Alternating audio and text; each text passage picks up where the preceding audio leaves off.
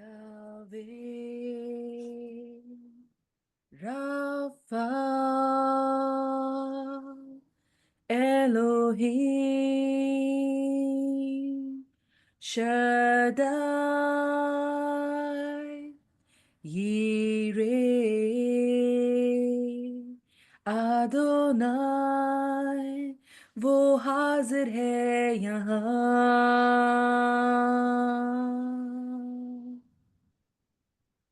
Yahweh, Rapha, Elohim, Shaddai, Yireh, Adonai, वो हाजिर है यहाँ।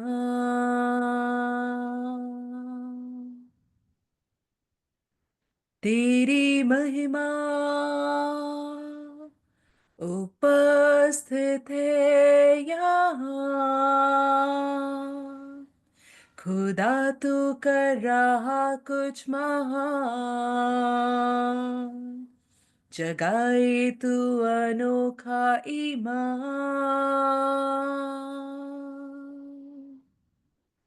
तेरी महिमा उपस्थित है यहाँ। खुदा तू कर रहा कुछ महान, जगाए तू अनोखा ईमान। यावे Rafa Elohim Shaddai Yireh Adonai, वो हाजिर है यहाँ।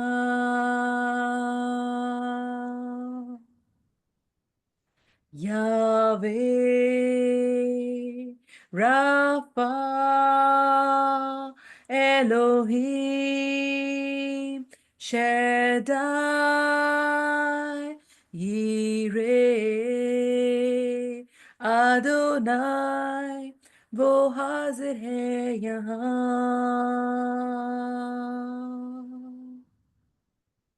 Praise the Lord.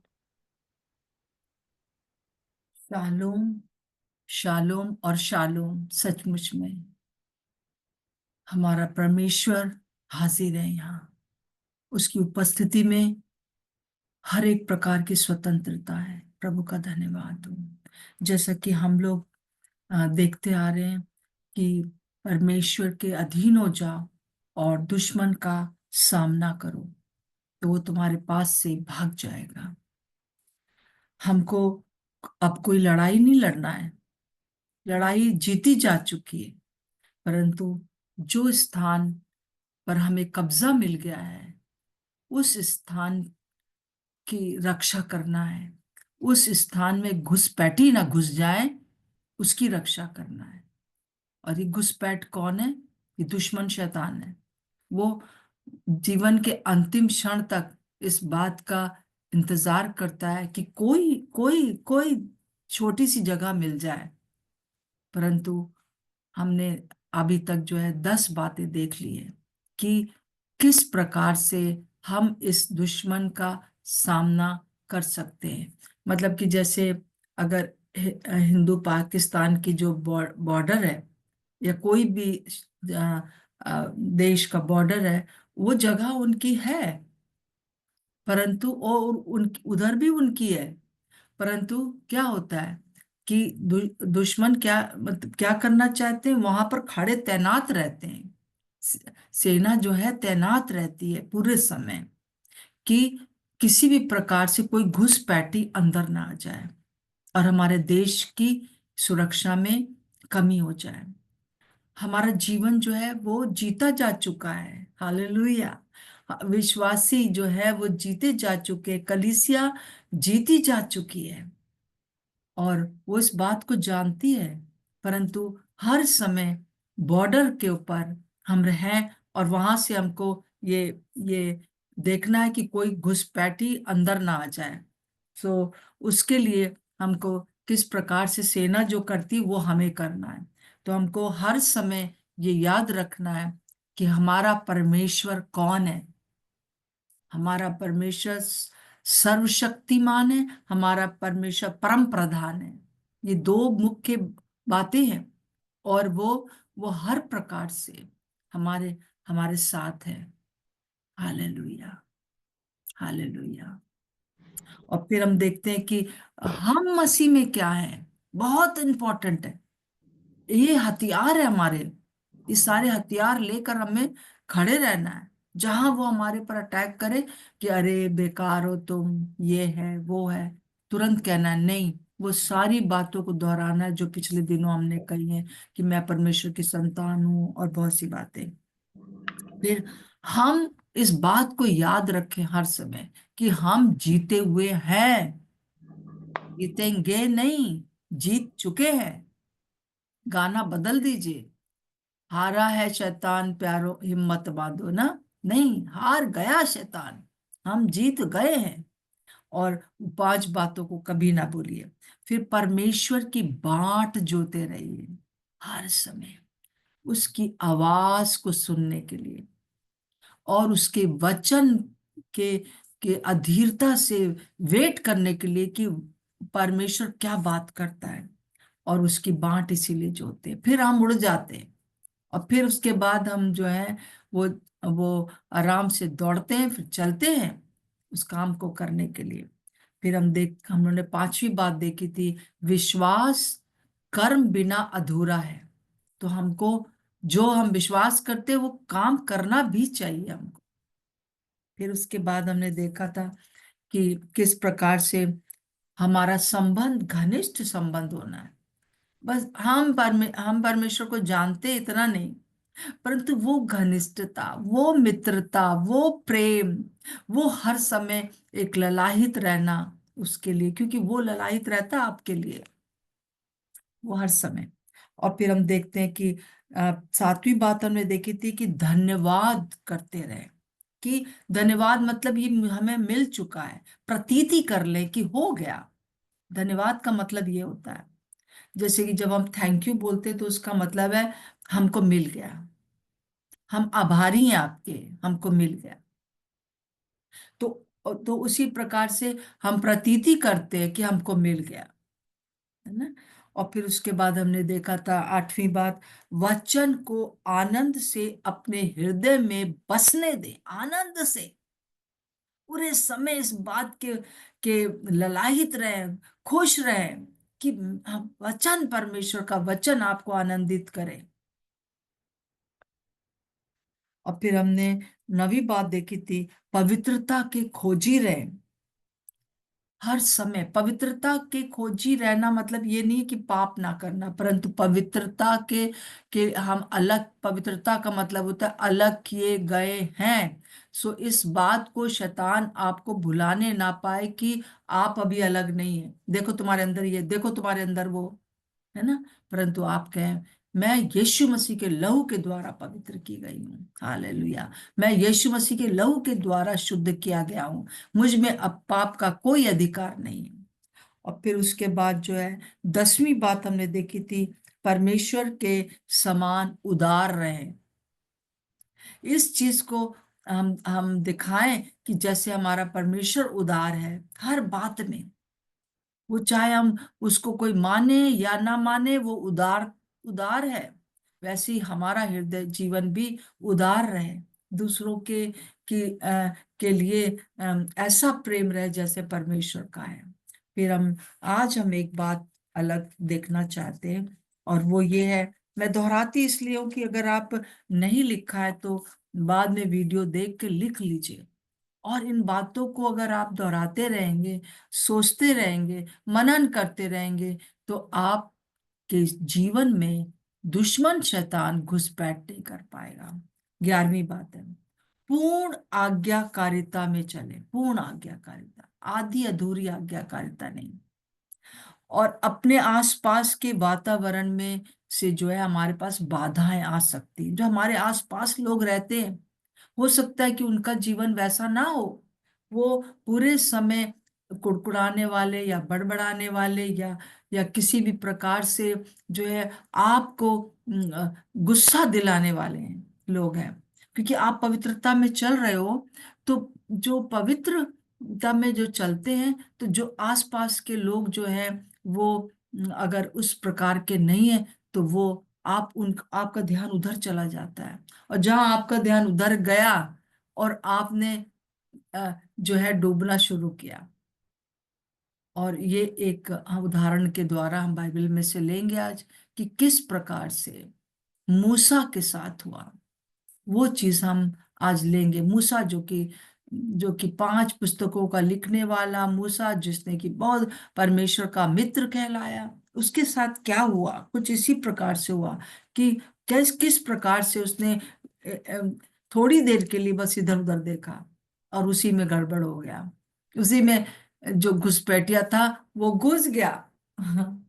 और हम इस चीज को देखेंगे। और निर्गमन उसका 17 का 1 से 7, स्मिता पढ़ दीजिए, 1 से 7। जी। ध्यान से सब सुनिए, ठीक है, कि क्या यहाँ पर घटना हुई है। फिर इस्राएलियों की सारी मंडली सीन हम्म। नामक जंगल से निकली और यहोवा की आज्ञा अनुसार कूच करके रपीदीम में अपने डेरे खड़े किए। और वहां उन लोगों को पीने का पानी न मिला, इसलिए वे मूसा से वाद विवाद करके कहने लगे, हमें पीने का पानी दे। मूसा ने उनसे कहा, तुम मुझसे क्यों वाद विवाद करते हो और यहोवा की परीक्षा क्यों करते हो। फिर वहां लोगों को पानी की प्यास लगी। तब वे यह कहकर मूसा पर बुड़बुड़ाने लगे, तू हमें बाल बच्चों और पशुओं समेत प्यासा मार डालने के लिए मिस्र से क्यों ले आया है। तब मूसा ने यहोवा की दुहाई दी और कहा, इन लोगों के साथ मैं क्या करूं। ये सब मुझ पर पथरवाह करने को तैयार है। यहोवा ने मूसा से कहा, इस्राएल के वृद्ध लोगों में से कुछ को अपने साथ ले ले और जिस लाठी से तूने नील नदी पर मारा था उसे अपने हाथ में लेकर लोगों के आगे बढ़ चल। देख, मैं तेरे आगे चलकर होरेब पहाड़ की एक चट्टान पर खड़ा रहूंगा और तू उस चट्टान पर मारना। तब उसमें से पानी निकलेगा जिससे ये लोग पिएं। तब मूसा ने इस्राएल के वृद्ध लोगों के देखते वैसा ही किया और मूसा ने उस स्थान का नाम मस्सा और मरीबा रखा, क्योंकि इस्राएलियों ने वहां वाद विवाद किया था और यहोवा की परीक्षा यह कहकर कि क्या यहोवा हमारे बीच में है या नहीं। जी, क्या यहोवा हमारे बीच में है या नहीं। ऐसे लोगों के साथ जब हम बहुत ज्यादा उठते बैठते हैं, पूरे समय रहते हैं, तो उनका इफेक्ट हो जाता है। ये वे लोग थे जो कि कह रहे थे, परीक्षा कर रहे थे कि क्या है कि नहीं। जो उन्होंने 10 विपत्तियों को देखा था, उन्होंने देखा था कैसे अद्भुत रीति से प्रभु उनको लेकर आया है। उसने देखा कि कैसे रोज मन्ना बरस रहा है। उसने उन इन सब ने देखा था सारी बातें। परंतु वो अब एक जगह पानी नहीं मिला, तो वो लोग बड़बड़ाने कुड़कुड़ाने लगे। और जो जितनी बातें मैंने आपको पहले 10 बातें बताई हैं, अगर वो उनको दोहराते रहते, तो ये चीज उनके जीवन में नहीं आती। तब क्या हुआ, तब मूसा ने जो है परमेश्वर से पूछा। वही, हमको उसके आज्ञा, हमको हमको उसकी बाट जोना है और पूछना है कि प्रभु, ये लोग सब मेरे इस प्रकार से मेरा मेरे मुझे पथराव करना चाहिए, बताइए मैं क्या करूं। तब प्रभु ने कहा, एक लाठी ले और चट्टान पर मार दे। और जब उसने एक लाठी लिया, चट्टान पर मार दिया, तो पानी निकलने लगा। और इस प्रकार से हम देखते कि उसने उसका नाम, जगह का नाम मरीबा रखा। मरीबा का अर्थ था वहां उस समय की झगड़ा करने वाला। तो यहाँ पर जो इस्राएली लोग थे, उन्होंने मूसा के साथ और परमेश्वर के साथ झगड़ा किया, परीक्षा करी उसकी, झगड़ा किया और पथराव करने के लिए आ रहे थे, है ना। उसको डांट रहे थे, गुड़कुड़ा रहे थे, बड़बड़ा रहे थे। तो इसलिए वहां उस जगह का नाम जो है मरीबा रखा। अब हम एक दूसरे स्थल पर आ जाते हैं जो कि बाद बाद में हुआ, जब इस्राएली लोग निकल आए और इस प्रकार से बीच बीच में बहुत सी चीजें होती रहीं। हम निकाल लेंगे 20 का 1 से 13 पढ़ दीजिए। बहुत ध्यान से सुनिएगा, यहाँ पर मूसा ने क्या गलती करी। जी। पहले महीने में सारी इस्राएली मंडली के लोग सीने नामक जंगल में आ गए और कादेश में रहने लगे, और वहां मरियम मर गई और वहीं उसको मिट्टी दी गई।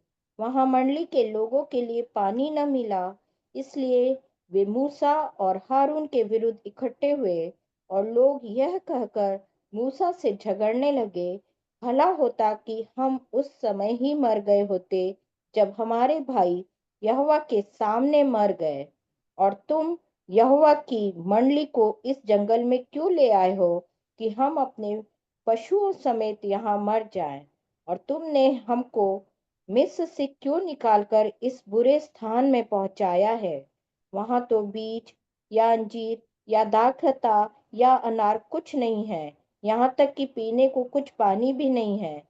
तब मूसा और हारून मंडली के सामने से मिलाप वाले तंबू के द्वार पर जाकर अपने मुंह के बल गिरे, और यहोवा का तेज उनको दिखाई दिया। तब यहोवा ने मूसा से कहा, उस लाठी को ले और तू अपने भाई हारून समेत मंडली को इकट्ठा करके उनके देखते उस चट्टान से बातें कर। जी, पर आगे भी पढ़ दीजिए, मैंने आपको 13 तक पढ़ने के लिए कहा है। स्मिता, आपकी आवाज नहीं आ रही है। फिर मूसा हम और देखते। हारून ने हाँ जी, मूसा पढ़िए। और हारून ने मंडली को उस चट्टान के सामने इकट्ठा किया। तब मूसा ने उससे कहा, हे दंगा करने वालों, सुनो, क्या हमको इस चट्टान में से तुम्हारे लिए जल निकालना होगा। तब मूसा ने हाथ उठाकर लाठी चट्टान पर 2 बार मारी, और उसमें से बहुत पानी फूट निकला, और मंडली के लोग अपने पशुओं समेत पीने लगे। परंतु मूसा और हारून से यहोवा ने कहा, तुमने जो मुझ पर विश्वास नहीं किया और मुझे इस्राएलियों की दृष्टि में पवित्र नहीं ठहराया, इसलिए तुम इस मंडली को उस देश में पहुंचाने न पाओगे जिसे मैंने उन्हें दिया है। उस सोते का नाम मरीबा पड़ा, क्योंकि इस्राएलियों ने यहोवा से झगड़ा किया था और वह उनके बीच पवित्र ठहराया गया। जी, तो हम देखते हैं कि यहाँ पर हारून और मूसा दोनों ने परमेश्वर की दुहाई दी। जब ये समस्या आई, फिर से वो पानी की समस्या, इतने सालों तक वो लोग, काफी साल हो गए हैं ये लोग साथ साथ चल रहे हैं, और फिर ये बात आई कि पानी नहीं था। तो न, पर और लोग गए मिलाप वाले तंबू पास। उन्होंने उन्होंने दोनों ने जो है वो बाट जोई प्रभु की आवाज सुन लें, उसका वचन जान लें कि वैसा करें। और प्रभु ने उनसे क्या कहा था, इस चट्टान से बातें कर, लाठी नहीं मार। परंतु जो मूसा था वो इतना परेशान हो गया था इन लोगों से उस समय, पर्टिकुलर वो टाइम पर, कि वो उसने क्या करा, परमेश्वर की बात तो सुनी कि बातें कर चट्टान से, परंतु उसने क्या किया, 2 बार लाठी मार दी। पहले तो एक ही बार मारी थी, 2 बार मार दिया। और परमेश्वर ने कहा कि तुमने मुझे पवित्र नहीं ठहराया, और इसलिए ये दोनों के दोनों, हारून और मूसा, दोनों कनान देश नहीं पहुंच पाए। यहोशू उनको कनान देश लेके गया। कनान देश जाने का मतलब ये नहीं था कि दोनों नरक में चले गए। वो आज प्रभु के साथ स्वर्ग में है, मूसा और हारून स्वर्ग में है, परंतु उस टाइम पर उन्होंने इस प्रकार से किया। तो हम देखते हैं कि वहां का नाम भी मरीबा रखा गया। क्यों? क्योंकि उस समय न केवल इसराइलियों ने झगड़ा किया था, परंतु मूसा और हारून ने भी एक तरह से झगड़ा कर दिया। जब हम परमेश्वर के वचन को जैसा सुनते हैं, पूर्ण आज्ञाकारी नहीं रहते हैं, तो तो इस प्रकार से परेशानी होती है। अब आप कहेंगे कि मूसा की इतनी सी बात पर क्यों ऐसा हुआ? तो इसलिए ऐसा हुआ क्योंकि मूसा का जो जीवन था वो पूरे समय ये बता रहा था कि यीशु मसीह के बारे में, प्रभु यीशु मसीह के बारे में बता रहा था, परमेश्वर की बातों को बता रहा था। एक भविष्यवाणी हो रही थी, और यहाँ विशेष भविष्यवाणी चट्टान पर पहली बार मानने की थी कि उसमें से पानी निकलेगा, कि यीशु को केवल एक बार मारा जाएगा, एक बार मारा जाएगा, एक बार वो सारे संसार के लिए, सारे पापों के लिए से बचाने के लिए वो मारा जाएगा, और उसमें से जीवन का सोता निकल पड़ेगा। परंतु बाद में जो था, दोबारा वो कभी नहीं मारा जाएगा, उसकी जो बातें हैं वो बोली जाएंगी। आज हम जो नया नियम में रह रहे हैं, हम जो कि नई वाचा के नई वाचा के समय रह रहे हैं, तो उसमें क्या है, अब हमको प्रभु यीशु मसीह हमारे लिए रोज रोज नहीं मरेगा, वो मर गया। ये बात जो थी मूसा और के द्वारा जो है ये लोगों तक पहुंचनी थी उस समय भी, कि एक मसीहा आएगा और वो चट्टान होगा और उसको मारा जाएगा, और उससे जीवन का सोता निकलेगा, और उससे सब लोग तृप्त होंगे। परंतु दोबारा हमको सिर्फ बोलने का जरूरत है। इसीलिए हम लोग बार बार कहते हैं ना कि हम लोग को वो वचनों को बोलते रहिए, जो आज्ञाकारिता है उसको बोलते रहिए, जो दावा करते रहिए, बस वो काफी है, बोलते रहना है, और उस चट्टान से पानी निकलता जाएगा। और इस चीज को जो था मूसा ने पूरा गड़बड़ा दिया, परमेश्वर का जो प्लान था वो गड़बड़ा गया। कि क्या कहते, क्या दोबारा प्रभु मारा जाएगा? नहीं, दोबारा जब वो आएगा तो राज्य करने आएगा, वो न्याय के समान आएगा। तो इसलिए जो है इस बात को हम देखते ही बहुत गंभीरता से इसको लेना है हमको, कि यहाँ पर मूसा ने क्यों 2 बार लाठी मार दी, जबकि परमेश्वर ने कहा तो तू बात कर। क्योंकि वो जो हमारे आसपास लोग रहते हैं ना, पूरे समय काव काव करते ही रहते हैं। तो जो उकाब है वो उड़ता, इसीलिए उसको कहा जाता है वो उड़ता जाता है, उसका सुनना नहीं। परंतु कई बार हम लोग, हमारे चारों तरफ जो वातावरण होता है वो हमको पूर्ण आज्ञाकारिता के लिए बाधक हो जाता है। तो हमको जो है अब नए नियम में अब जो है ऐसा नहीं है, हमको तुरंत तुरंत जो है हमको कहना है कि प्रभु आपका एक बार मरना काफी है, आपने जो लहू बहा दिया वो काफी है, आपने मुझे शुद्ध कर दिया, आपने मुझे पवित्र कर दिया। अब मैं हर समय, वो पर्दा जो बीच में था वो फट गया है, अब मैं आपकी उपस्थिति में कभी भी किसी भी समय जा सकती हूँ, हियाव के साथ जा सकता हूँ। अब मुझे कोई रुकावट नहीं रहेगा। हालेलुया, प्रभु का धन्यवाद हो कि अब जो है हमको तुरंत माफी मिल जाती है। अगर मूसा के समय प्रभु मरे नहीं थे, इसलिए ये सारी चीजें उसके साथ हुई कि वो कनान देश नहीं जा पाया। जैसे उसने पाप आज्ञाकारिता में अधूरा रहा, तो उसको परमेश्वर ने इस संसार में रहते हुए अ, कनान देश नहीं जाने दिया। परंतु अब ऐसा नहीं है।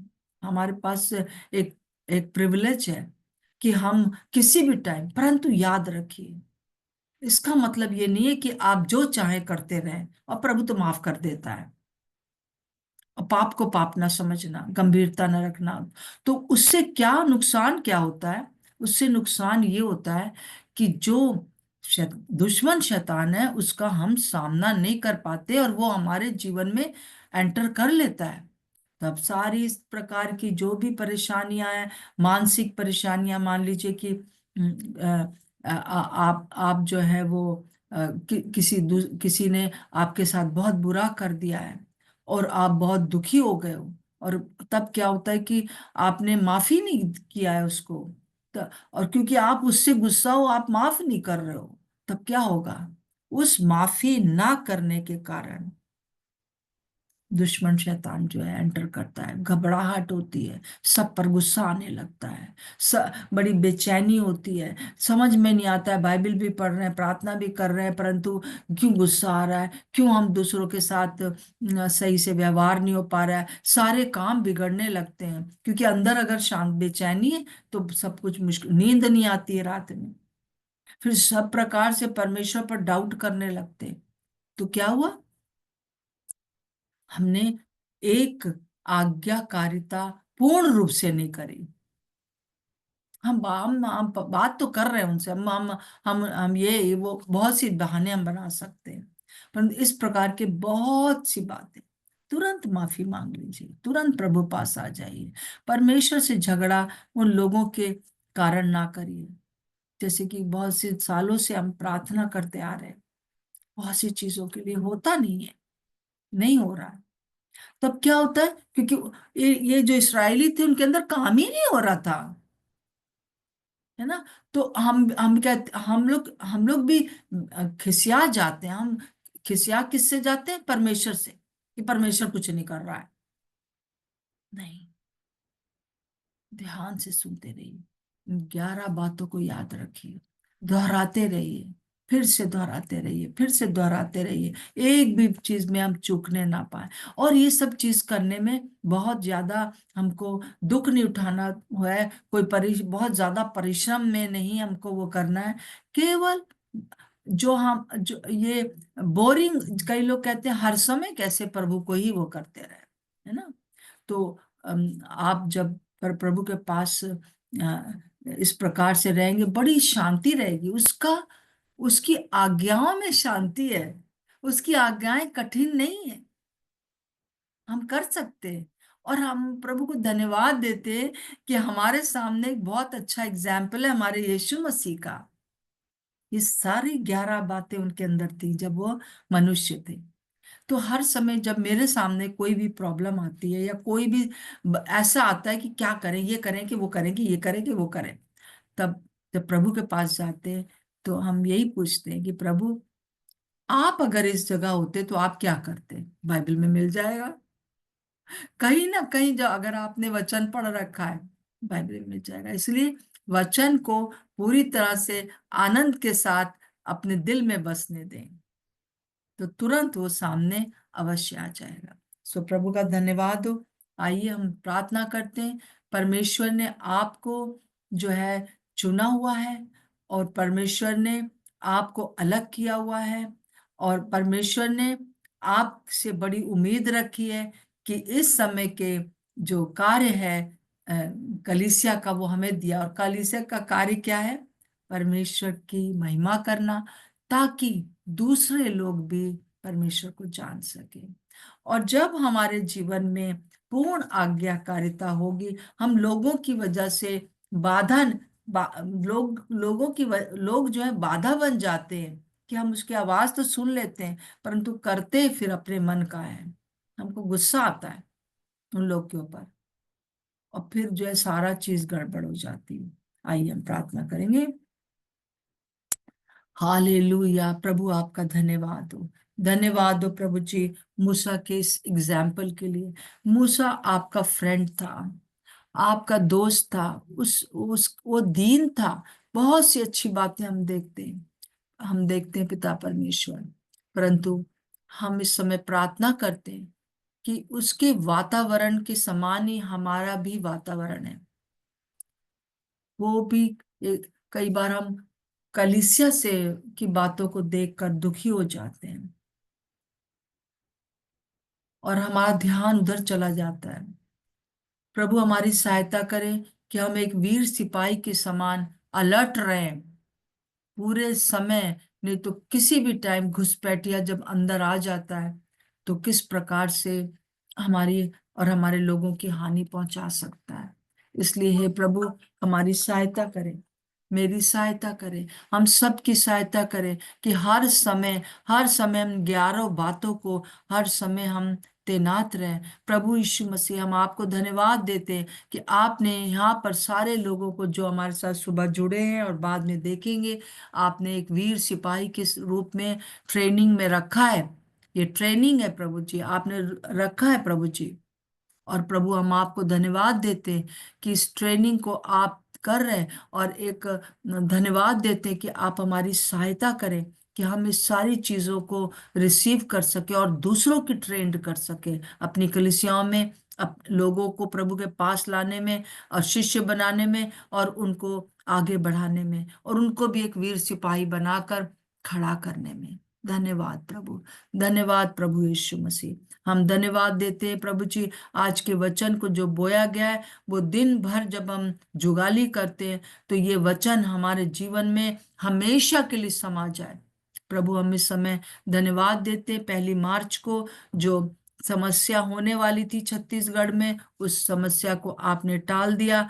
और प्रभु हम धन्यवाद देते हैं हर एक बात के लिए, और इसी प्रकार से प्रार्थना करते हैं जितने भी लोग प्रभु, हमारे लोग प्रभु जेल खानों में इस समय, उनको बड़ी शांति दें और उनको निकालने के लिए प्रभु जी, उनके परिवारों में प्रभु जी उनको वापस पहुंचाने के लिए आप ही इंतजाम करें। प्रभु हम यहाँ पर बैठकर सिर्फ आपके सामने घुटने टेकते हैं।